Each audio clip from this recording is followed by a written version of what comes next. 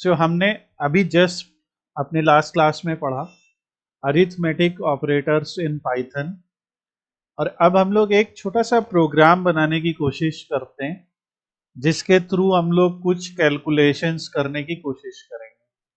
तो core Python में अगर हम यहाँ से आइडल में न्यू फाइल पे जाएं तो यहाँ से न्यू फाइल में आपके पास एडिटर आ जाएगा। ये आइडल एडिटर है। अब जैसे हम लोग यूजर से इनपुट लेते हैं तो हम लोगों ने सबसे पहले इनपुट लिया। मान लीजिए हम यूजर से कहते हैं कि A1 एंटर फर्स्ट नंबर, तो कैसे लिखेंगे? A1 equal to input enter first number, यानी ये इनपुट फंक्शन क्या करेगा? इनपुट फंक्शन यूजर को एक ऑप्शन देगा कि अभी तक देखिए हमने जैसे लिखा A 10 है, B 20 है, तो हम लोगों ने ये मैन्युअली लिख दिया, एक लिटरल वैल्यू दे दी। पर इस तरीके से यूजर हमें डायनेमिकली वैल्यू दे सकता है। और हम यहाँ पे एक सिंपल कैलकुलेटर बनाने की कोशिश कर रहे हैं। अब A1 लिखा, इसी तरह अगर हमने लिखा A2, मान लें हम दूसरा नंबर लेते हैं और लिखते हैं इनपुट एंटर सेकेंड नंबर। ठीक है, हम पहले एक बेसिक प्रोग्राम बनाएंगे, सिर्फ इनको जोड़ के दिखाएंगे। तो देयर सम इज, तो अब यहां पे हम एक प्रिंट कर देंगे सम इज, और सम इज के बाद हम A1 प्लस A2, क्योंकि हमने अभी सीखा कि जो एडिशन ऑपरेटर होता है वो A1 और A2 होता है, मतलब वो प्लस होता है, सॉरी।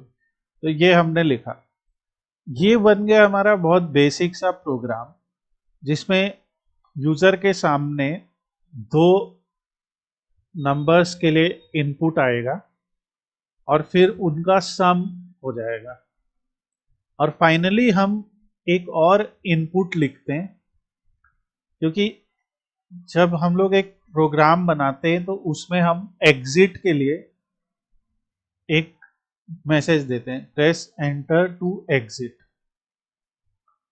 सो इस प्रोग्राम को बंद करने के लिए हमने एक और फाइनल इनपुट देना होता है हमें, वो हम लिखते हैं ऐसे, इनपुट, एक खाली इनपुट लिख देते हैं।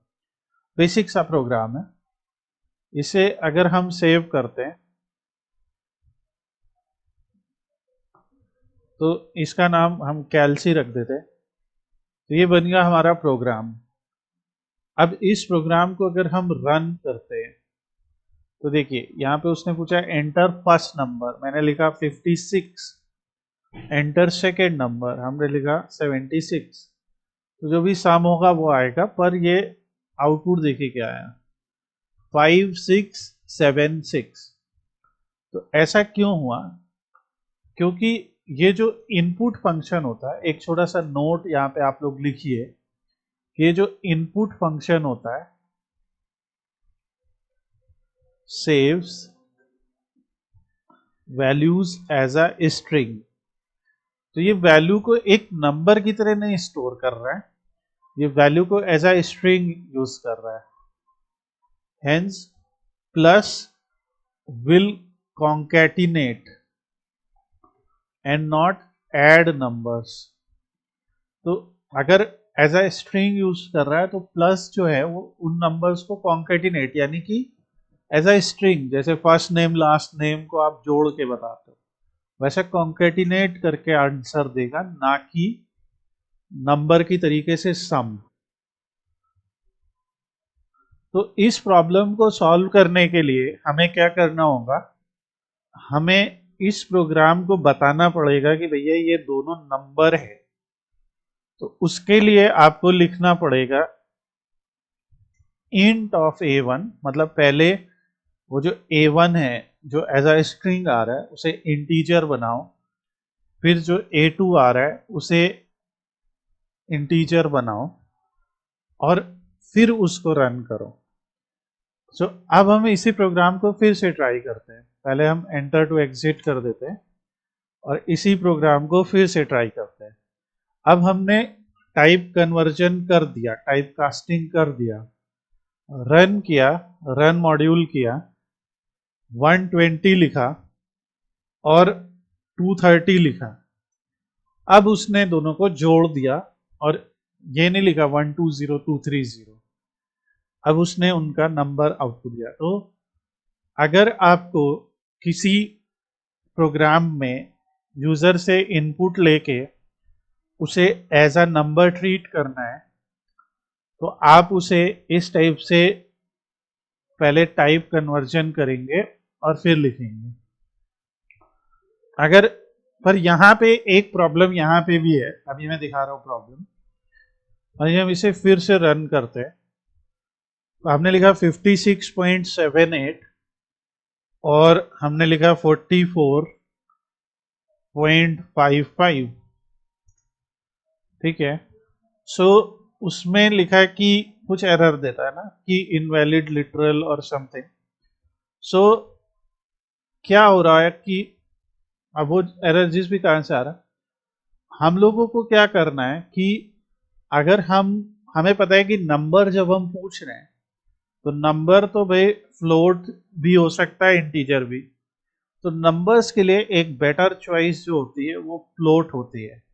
तो आप इन्हें एज अ फ्लोट भी दे सकते हैं और हम फिर से रन कर सकते हैं इसको। मान लीजिए 55.67 और 12.67 ऐसा कुछ किया तो आंसर आएगा। सो जब कभी हम नंबर से डील करें तो आप लोग की कोशिश रहनी चाहिए कि हम ज़्यादातर फ्लोट लें, अनलेस एंड अनटिल आपको ऐसा कोई नंबर चाहिए जो इंटीजर ही चाहिए। जैसे फॉर एग्जांपल कई बार हम लोगों से जॉब एप्लीकेशन में पूछा जाता है what is your experience in years. तो एक्सपीरियंस इन ईयर्स, और वो चाहते हैं कि या तो 5 एंटर करो, 6 मतलब इंटीजर ही एंटर करो, पर फिर भी किसी ने लिख दिया 5.6 तो वो क्या करेगा, उसे 5 ही मानेगा ऐसा। तो ये हमारा टाइप कास्टिंग का एक बेसिक प्रोग्राम है। सो ये जो हमारा as a console program save हुआ ना, तो यहां से भी आप उसे रन कर सकते हैं और ये यहां पे आपको आउटपुट दिखाएगा। नाउ जब हमें पता ही है कि ये नंबर है, अब देखिए अब हम लोग एक एक करके प्रॉब्लम्स डिस्कस कर रहे हैं। अब मान लीजिए मुझे इन्हीं का डिफरेंस दिखाना है, तो मैंने कहा देयर डिफरेंस इज, ओके। तो यहां पे मैंने लिख दिया डिफरेंस इज। तो डिफरेंस के लिए मैं फिर यहां पे लिखूंगा और आप देख रहे हैं कि बार बार मुझे फ्लोट फंक्शन का इस्तेमाल करना पड़ रहा है। तो जो फाइनली हम लोग को करना होता है कि at the time of taking the input हम लोग उस पूरे इनपुट फंक्शन को ही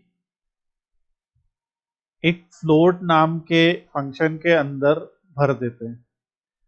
तो क्योंकि जैसे पहले ब्रैकेट के अंदर की चीज सॉल्व होगी, यानी यूजर से पहले इनपुट लिया जाएगा, फिर उसके बाहर जाएगा, फ्लोट में बदलेगा उसे, और फ्लोट में बदलने के बाद ही उसे A1 में सेव करेगा।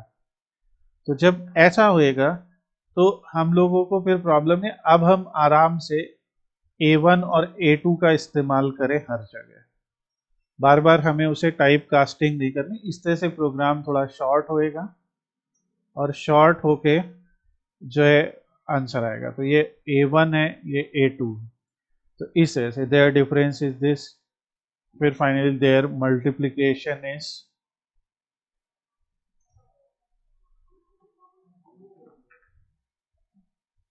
तो हम यहाँ पे मल्टीप्लिकेशन ऐसा। अच्छा, एक और चीज जो एज अ बिगिनर, ये जो हम लोग हैश टैग में लिख रहे हैं ना, ये सारा कुछ कमेंट है। आपने देखा होगा ये कहीं भी प्रिंट नहीं हो रहा है प्रोग्राम जब आउटपुट आ रहा है, ये सिर्फ हम आपस में समझने के लिए लिखते हैं। तो इसका कोई जो है वो नहीं है, ये सिर्फ इसकी ज़रूरत नहीं है, आप छोड़ सकते हैं।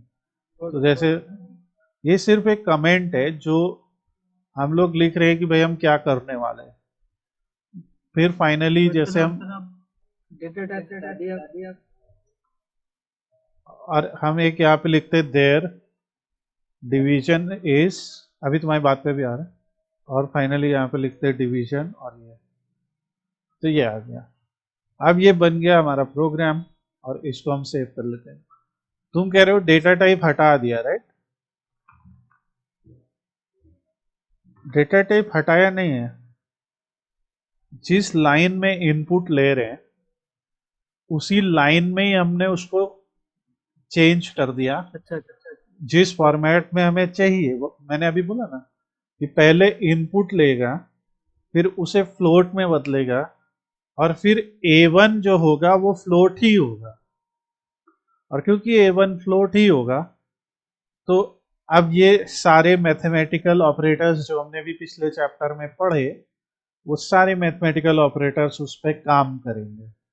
तो इस तरीके से पहले हम यूजर से इनपुट लेंगे, फिर उसे चेंज करेंगे, और फिर आगे करेंगे। तो फायदा क्या हुआ, बार बार हमें अभी फ्लोट नहीं लिखना पड़ रहा है, एक बार ही लिखा, काम हो गया।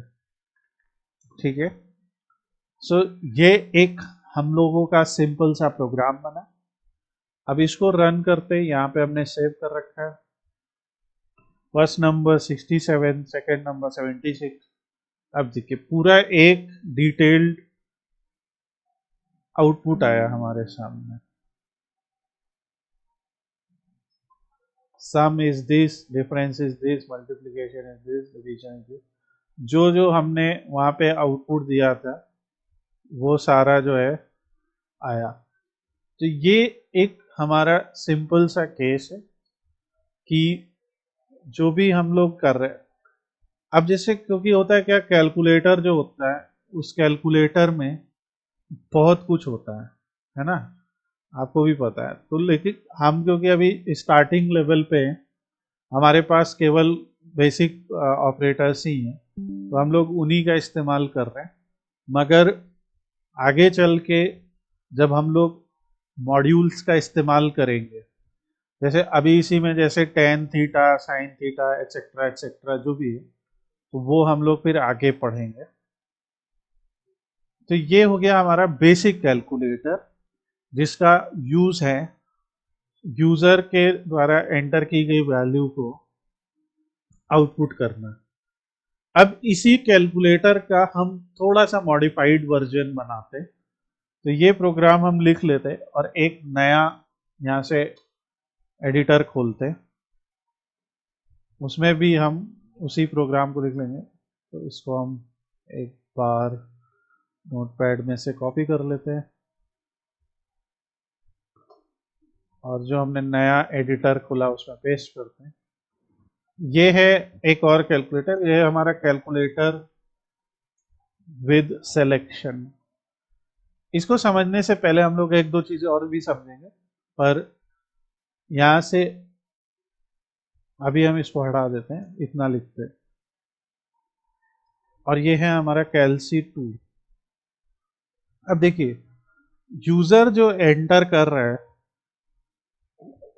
मान लीजिए यूजर को केवल सम ही करना है, उसे नहीं करना मल्टीप्लाई, डिवाइड, मल्टी या कुछ भी।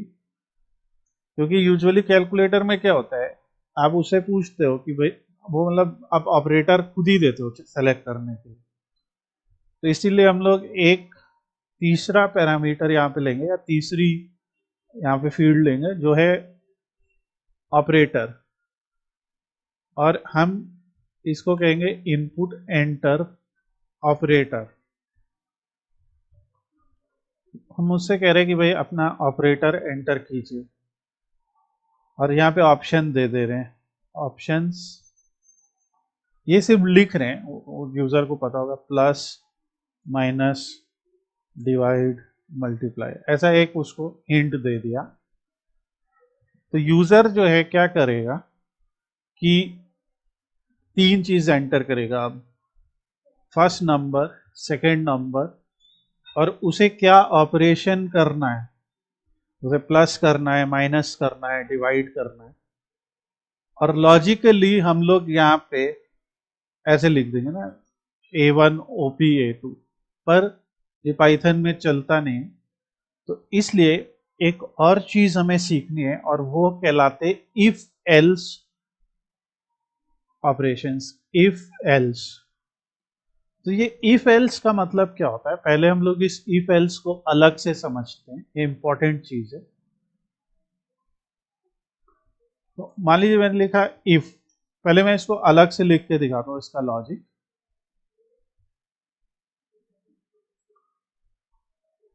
इफ एल्स का मतलब ऐसे चलता है कि इफ, और एक जैसे हमने ब्रैकेट में लिख दिया कि x इक्वल टू 5, यहां पे लिखा कोलन, एंटर दबा के फिर प्रिंट किया x इज 5, फिर बाहर आ गए, फिर लिखा एल्स कोलन, थोड़ा सा ये मुझे मालूम है कि बाउंस कर सकता है, इसलिए मैं अभी बताऊंगा फिर से, x इज नॉट 5। ये इसका सिंपल सा लॉजिक है। मैं वीडियो पॉज कर रहा हूं, आप लोग 2 मिनट देखिए इसको और मुझे बताइए। हाँ, उससे पहले मैंने आप लोगों को पहले दिन भी बताया था, जब हम सिंगल इक्वल टू लिखते हैं, जैसे हम मान लीजिए प्रोग्राम में लिखते हैं कि x की वैल्यू है 6, तो जब हम सिंगल इक्वल टू लिखते हैं तो ये होता है असाइनमेंट ऑपरेटर, यानी कि x में 6 वैल्यू असाइन हुई है। जब हम डबल इक्वल टू लिखते हैं तो ये होता है कंपैरिजन ऑपरेटर, ठीक है, यानी कि x में कंपेयर हो रहा है कि क्या x की वैल्यू 5 है। तो सिंगल इक्वल टू और डबल इक्वल टू के बीच में ये अंतर है। यहां पे हो रहा है कि x की वैल्यू 6 है, यहां कंपेयर हो रहा है कि क्या x की वैल्यू 5 है। अच्छा, ये कंपैरिजन ऑपरेटर है। अगर इसी को हम ऐसे लिख दें, if x not equal to 5, ये क्या कहलाता है, नॉट इक्वल। ओके, तो हम लोग पहले इन ऑपरेटर्स को देखते हैं। देखिए, अगर हमने कंपैरिजन ऑपरेटर में लिखा, एक सेकंड, डबल इक्वल टू, जैसे 5 डबल इक्वल टू 5, ट्रू आएगा। दूसरा ऑपरेटर है नॉट इक्वल टू, ठीक है, ये चेक करेगा कि अगर दो वैल्यू इक्वल नहीं है, तो अब अगर हमने लॉजिक रिवर्स कर दिया ना यहां पे, अब क्या प्रिंट होगा, तो जो भी प्रिंट होगा ये वाला ब्लॉक प्रिंट हो जाएगा, ठीक है। तो नॉट इक्वल का कंडीशन अलग होता है और इक्वल का अलग। अब यहां पे, यहां तक पहुंचने के पहले, हाँ क्या,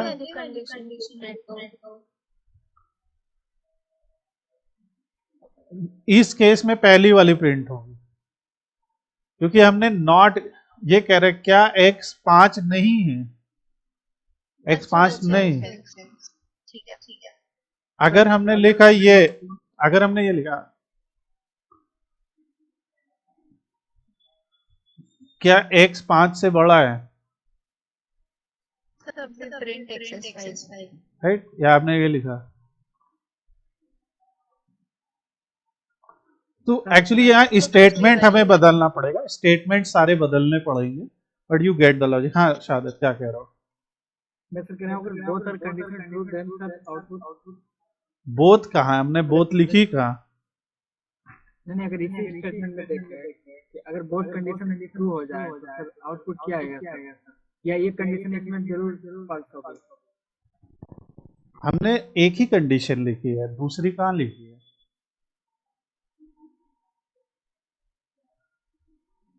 जैसे अगर हम इंग्लिश में लिख दें कि x इक्वल टू या क्यों x लिख इज देंगे? 5, एल्स में लिख ही नहीं सकते ना। हाँ यही इसमें क्या फॉल्स डिफरेंट आएगा उससे कोई लेना देना। और अगर एल्स में लिखना भी है तो वो आज का चैप्टर नहीं है, उसके लिए एक और फंक्शन आएगा एलिफ। एलिफ का मतलब है कि एल इफ यानी एल्स इफ, जो हम बाद में पढ़ाएंगे। अभी आप पहले इफ एल्स पढ़िए, ठीक है। तो यहां पे आप देख रहे कितनी चीजें इकट्ठा यूज हुई। और एक और चीज, अगर हमें दो लिखनी भी है कि अगर x की वैल्यू 5 है और हम लिखेंगे एंड x माइनस 4 की वैल्यू 2 है, अब हुई दो कंडीशन, समझ लो।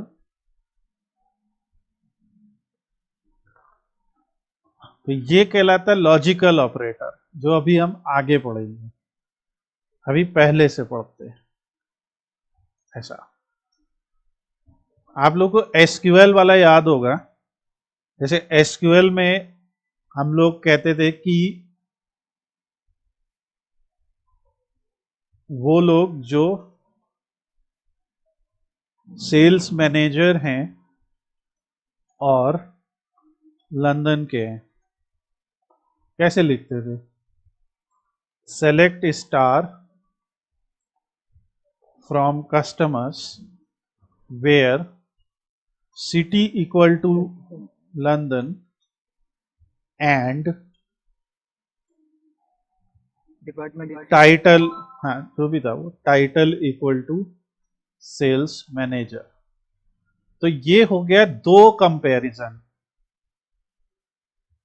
तो हम यहाँ पे किसी ने कहा कि x वैल्यू 5 है और मतलब एंड, इंग्लिश वाला एंड, हिंदी वाला और x माइनस 4 की वैल्यू 2 है,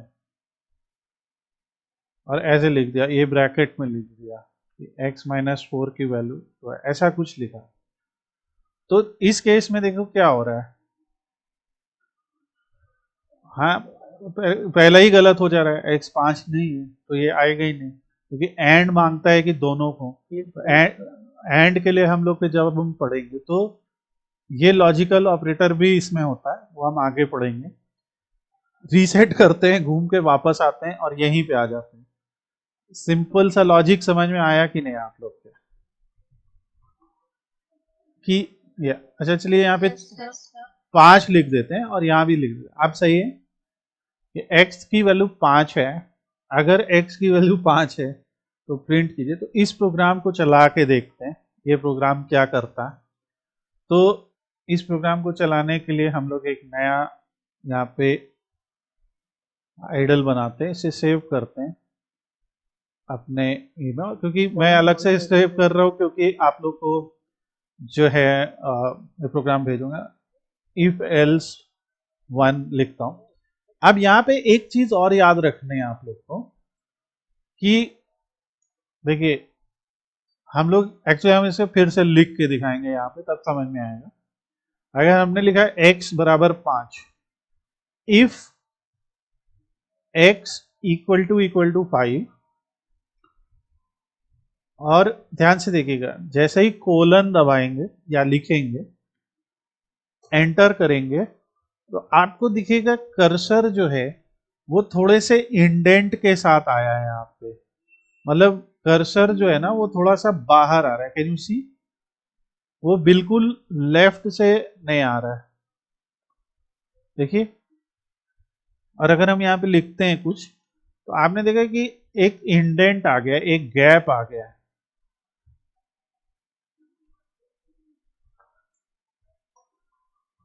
और अभी जब जब हम एंटर दबाते जाएंगे, अभी हम उस इंडेंट के अंदर ही हैं और अब बाहर आए। मैं फिर से दिखाता हूं। तो जैसे हमने लिखा इफ x बराबर बराबर 5 कोलन लिखा, एंटर दबाया, तो ये इंडेंट आया। अच्छा, अगर बिना कोलन लगाए एंटर करें, क्या इंडेंट आया? नहीं आया, एकदम वो लेफ्ट वाली वॉल से टच करके आया। तो ये जो कोलन है, इसको लिख के जब आप एंटर करते हैं तो ये इंडेंट है। ये इंडेंट हमें ये बताता है कि अभी हम लोग इफ के ब्लॉक के अंदर हैं। तो इफ x इज 5 तो हम कई चीजें लिख सकते हैं। फिर हमने कहा कि x इज 5, x 25 का स्क्वायर रूट है, होता है। अब 5 की पूरी प्रॉपर्टी यहीं लिखते जाओ, प्रिंट कॉलन में यूज कर सकते हैं, कॉलन x 2.5 का डबल है। वो तो सिंटैक्स है उसका, पाइथन का, जैसा उन्होंने अपनी रूल बुक में लिखा है वैसा ही। तो x 2.5 का डबल है या जो भी। और फिर हमने यहाँ पे जब हम बाहर आ गए तब हम एल्स का ब्लॉक करते हैं, फिर कोलन लिखते हैं और फिर प्रिंट करते हैं x तो 5 है ही नहीं। ठीक है, तो ये तो इफ के ब्लॉक में भी आप 50 कथन लिख सकते हैं, स्टेटमेंट्स लिख सकते हैं, और एल्स के भी ब्लॉक में आप लिख सकते हैं। पर पाइथन कैसे समझेगा कि हमने इफ में क्या लिखा है, एल्स में क्या लिखा है? वो इस इंडेंट के माध्यम से समझेगा। With the help of this indent it will understand when we are inside the if block and when we are inside the else block। और यहाँ से this indent is important। एक गलती ना करे कि यहाँ इंडेंट थोड़ा बढ़ा दिया, यहाँ इंडेंट थोड़ा कम कर दिया, ऐसी गलती ना करें। तो इसके लिए या तो आप जैसे एक स्पेस दीजिए, एक स्पेस। मैं आप लोगों को ऑन स्क्रीन कीबोर्ड देता हूँ। सो ऑन स्क्रीन कीबोर्ड में देखिए, मैं यहाँ पे माउस को क्लिक करके एक स्पेस दे रहा हूँ, फिर यहाँ पे एक स्पेस, एक स्पेस, इधर भी मैंने बैक कर दिया एक स्पेस। आपको लग रहा है कि सारे बराबर से हैं, कैन यू सी? सब में एक स्पेस है। तो जब एक स्पेस है तो प्रोग्राम को सेव करके रन करते हैं, कोई एरर नहीं आया। x 5 है, x 25 का स्क्वायर रूट होता है, 2.5 का डबल है, ये कोई प्रॉब्लम नहीं है। यहीं अगर हम लोग थोड़ा स्पेस का मिसमैच कर देते हैं, तो हम स्पेस का मिसमैच कर देते हैं, रन करते, हो सकता है अभी भी रन हो, क्योंकि ये पर कह रहा है कि unindent does not match any outer indentation level. तो अगर हमने 2 स्पेस दिए तो फिर सबको 2 दो, ऐसा। अब सही हो जाएगा। रन मॉड्यूल क्या, आंसर आ गया। Now again I am going to pause this video here. तो हम लोग ज्यादातर के करते क्या है, एक टैब का यूज करते हैं। टैब होता है ना अपने पास, टैब माने ज्यादा स्पेस दे देते थोड़ा, तो इससे हमें बहुत क्लियरली इंडेंटेशन डिफाइन करने में आसानी होती है। अच्छा, मैं एक सिंपल एग्जांपल दे दूं, अदर प्रोग्रामिंग लैंग्वेजेस कैसे काम करती थी। जैसे लिखते थे इफ, फिर ब्रैकेट लिखते थे जैसे x ग्रेटर देन 5, फिर यहाँ करली ब्रैकेट का इस्तेमाल करते थे, और करली ब्रैकेट के अंदर जो भी लिखना था वो लिखते थे। तो उससे प्रोग्राम को पता चल जाता था कि भाई यहाँ से स्टार्ट हुआ है, यहाँ एंड हो रहा है, और हर लाइन के बाद वहाँ पे एक सेमीकोलन लिख देते थे। ये PHP में ऐसा होता है, जावा स्क्रिप्ट में भी ऐसा होता है। तो पाइथन ने एक अपना अलग इंडेंट बेस्ड कंसेप्ट निकाला और इस तरह से कर दिया कि बस बराबर से रखो, खुद ही समझ लेंगे, कोई करली ब्रैकेट वैकेट का यूज नहीं। और ये कोलन है, सेमी कोलन नहीं, और ऐसा उन्होंने लिखा। तो अब ये हमने सीख लिया। अब इसका यहाँ पे क्या यूज, तो जो हम लोग कैलसी 2 बना रहे हैं, तो इसमें हमने कहा कि अगर ऑपरेटर जो उसने एंटर किया है वो है प्लस, यानी यूजर ने अगर प्लस एंटर किया तो प्रिंट कर दो कि ये आउटपुट है। अगर ऑपरेटर जो एंटर किया उसने वो है माइनस, तो प्रिंट कर दो कि डिफरेंस जो है वो A1 माइनस A2 है। अगर, अब यहाँ पे हम अगर अन्यथा ये सब नहीं, सिर्फ हम अगर कर रहे हैं और देखते हैं कि क्या ये बात मानेंगे मेरी। अगर ऑपरेटर ये है तो प्रिंट कर दो डिफरेंस, जो भी आएगा जैसे मल्टीप्लीकेशन इज,